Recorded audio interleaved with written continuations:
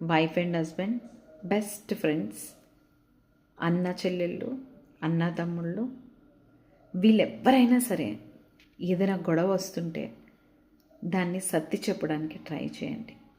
నిజంగానే గొడవ పడిపోయారు, నువ్వు నాలుగని వాడు నాలుగని, దాని తర్వాత కలిసేటప్పుడు ఒక గిల్ట్ ఫీలింగ్ ఉంటుంది చూడండి.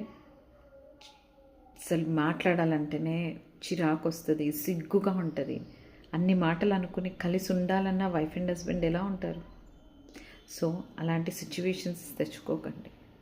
అప్పుడే సారీ అని ఒక సారీ చెప్పండి, అప్పుడు అన్ని ప్రాబ్లమ్స్ క్లియర్ అయిపోతాయి. అది కాకుండా మేము చెప్పము, మా ఇష్టం అనుకుంటే తర్వాత మీరు చెప్దాం అనుకున్న మనిషి ఉండొచ్చు, ఉండకపోవచ్చు. సో సారీ ఫీల్ అయితే సారీ చెప్పండి. అది వాళ్ళకి కాదు, మీకే చాలా మంచిది. ఇది నిజం.